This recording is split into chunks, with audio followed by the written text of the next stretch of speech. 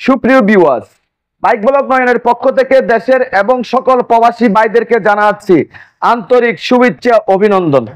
আবারও চলে আসছি আপনাদের মাঝে খুব গুরুত্বপূর্ণ একটি ভিডিও নিয়ে। আজকের ভিডিওতে থাকবে এই শীতের দিনে বাইকের ব্যাটারি নাকি খুব তাড়াতাড়ি নষ্ট হয়ে যায়। আমি বলতেছি আপনার বাইকের ব্যাটারি 5 বছরের আগে নষ্ট হবে না যদি আপনি আজকে আমার ভিডিওটি ফলো করেন। তো চলুন দেখে আসি আজকের ভিডিও। অনেকে বলে শীতের দিনে নাকি বাইকের ব্যাটারি খুব তাড়াতাড়ি নষ্ট হয়ে যায়। আসলে কথাটি একদম ফাও একটি কথা। আপনার বাইকের ব্যাটারি আপনি কিভাবে ভালো রাখবেন, দায়িত্ব হচ্ছে আপনার। আপনি শুধু আপনার বাইকটি আপনি চালাচ্ছেন, বাইকের মধ্যে সেলফ হচ্ছে, বাইকটি আপনি চালাচ্ছেন। যখন বাইকের মধ্যে সেলফ হচ্ছে না তখন আপনার মাথা ব্যথা শুরু হয়ে গেছে। আপনি সার্ভিস সেন্টারে যাচ্ছেন, গ্যারেজে যাচ্ছেন, যেখানে যাচ্ছেন সেখানে আপনাকে বলা হচ্ছে আপনার বাইকের ব্যাটারি নষ্ট হয়ে গেছে, নতুন ব্যাটারি লাগবে। তো সেজন্য আমি বলবো আপনার বাইকের ব্যাটারি 5 বছরের আগে নষ্ট হবে না। আপনি কি করবেন, কিভাবে আপনার বাইকের ব্যাটারি ভালো রাখবেন? প্রথম কথা হচ্ছে আপনার বাইকের ব্যাটারি যদি আপনি ভালো রাখতে চান সেক্ষেত্রে আপনি প্রতি মাসে একবার আপনার বাইকের ব্যাটারি অবশ্যই চেক করবেন। কিভাবে চেক করবেন? অবশ্যই আপনি চেক করতে পারবেন না, সেজন্য চেক করার জন্য যেতে হবে মেকানিকের কাছে অথবা সার্ভিস সেন্টারে।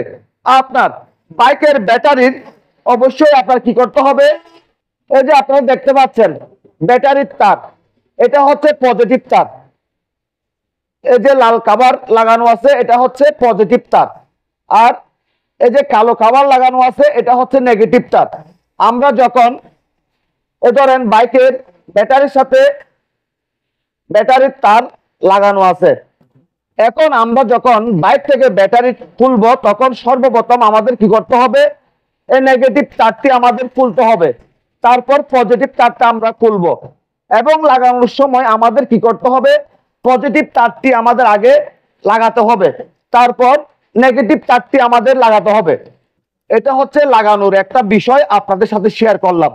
এখন আপনাদের সাথে শেয়ার করব, এই যে আপনারা দেখতে পাচ্ছেন ব্যাটারির পানির লেভেল অবশ্যই আপনার চেক করতে হবে আপনার বাইকের ব্যাটারির পানির লেভেল ঠিক আছে কিনা। এখন আপনি কখন চেক করবেন? ব্যাটারির পানির লেভেল আপনি প্রতি মাসে একবার অবশ্যই চেক করবেন। কোম্পানি থেকে বলে দিয়েছে প্রতি মাসে 2 বার ব্যাটারি চেক করার জন্য। প্রতি মাসে 2 বার চেক করতে গেলে আপনার কষ্ট হবে, সেজন্য আমি বলতেছি আপনি প্রতি মাসে একবার আপনার বাইকের ব্যাটারি অবশ্যই চেক করবেন। টার্মিনালের মধ্যে মরিচা আসছে কিনা দেখতে হবে, যদি মরিচা আসে মরিচাগুলি পরিষ্কার করে নেবেন এবং টার্মিনালের গায়ের মধ্যে পেট্রোলিয়াম জেলি লাগিয়ে দিবেন। এবং আপনার এই যে পানির লেভেল ঠিক আছে কিনা আপনার দেখতে হবে। যদি পানির লেভেল যদি কমে যায় পুনরায় ডিস্টিলেটর ঠান্ডা পানি দিয়ে আপনার কি করতে হবে, পুনরায় পানির লেভেল ফিল আপ করতে হবে। পানির লেভেল ফিল আপ করার পর আপনি কি করবেন, অবশ্যই 5 এম্পিয়ারে আপনার বাইকের ব্যাটারি চার্জ করতে হবে। আপনি যদি ওভার ভোল্টেজে যদি আপনার বাইকের ব্যাটারি চার্জ করেন সেক্ষেত্রে আপনার বাইকের ব্যাটারি ভালো হওয়ার চেয়ে আরো বেশি নষ্ট হয়ে যাবে। ব্যাটারির পানির লেভেল ফিল আপ করার সময় অ্যাসিড যুক্ত পানি আপনি আর ব্যাটারিতে দিতে পারবেন না।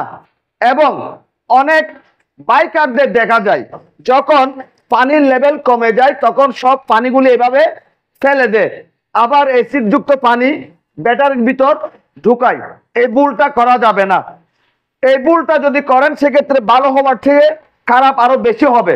যখন আপনার বাইকের ব্যাটারির পানির লেভেল কমবে সেক্ষেত্রে আপনি কি করবেন, ভিতরে থাকা পানিগুলি ফেলবেন না, আপনি ঠান্ডা ডিস্টিলেটর পানি আপনি ব্যাটারিতে দিবেন।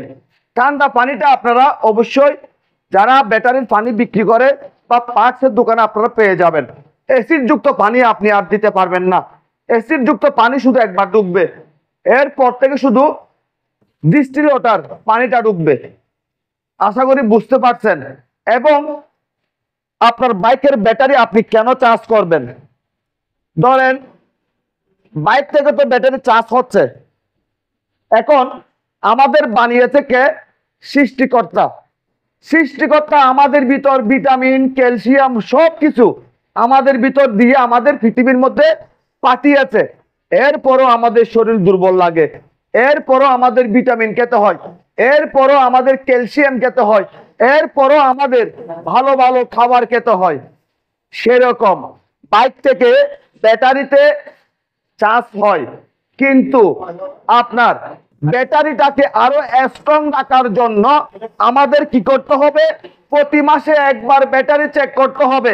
পানির লেভেল অবশ্যই ফিল আপ করতে হবে। যদি কমে যায় অবশ্যই ব্যাটারি চার্জ করবেন প্রতি মাসে একবার 3 ঘন্টা করে। যদি 3 ঘন্টা যদি আপনি বসে থাকতে না পারেন, সেক্ষেত্রে আপনি 1 ঘন্টা চার্জ দিবেন। সেক্ষেত্রে আপনার বাইকের ব্যাটারি দীর্ঘদিন ভালো থাকবে। একটি বাইকের ব্যাটারি যদি পানির ব্যাটারি হয়, সেক্ষেত্রে 12.5 ভোল্ট অবশ্যই থাকতে হবে। যদি কমে যায় সেক্ষেত্রে আপনার বাইকের ব্যাটারি দুর্বল।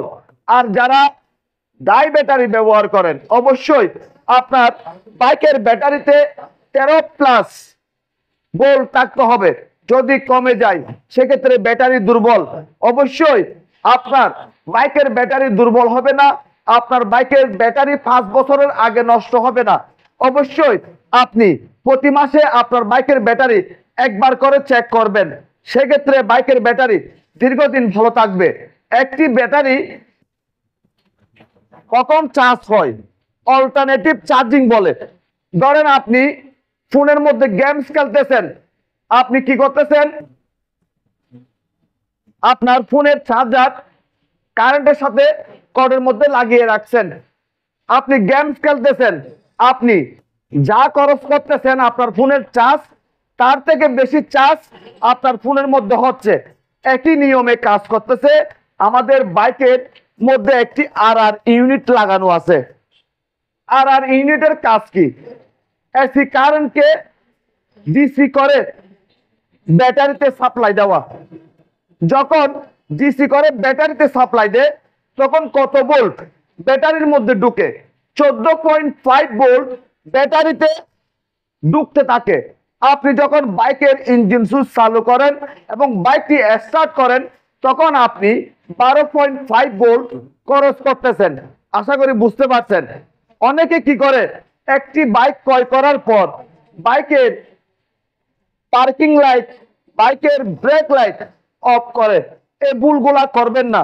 আপনার বাইকের যে লাইটগুলি জ্বলা আছে আপনি দৃশ্যমান, আপনার বাইকটি চালানোর সময় আপনার বাইকটাকে অনেক সুন্দর লাগে এবং আপনিও সেফ, আপনার বাইকও সেফ। আপনাদের যদি আমার আজকের ভিডিও যদি ভালো লেগে থাকে, লাইক করবেন, কমেন্ট করবেন এবং বেশি বেশি করে শেয়ার করে দিবেন। আর আমাদের ছোট্ট পরিবারটির সামনের দিকে এগিয়ে যাওয়ার জন্য সুযোগ করে দিবেন। সবাইকে অনেক অনেক ধন্যবাদ জানিয়ে আজকের মতো বিদায় নিলাম।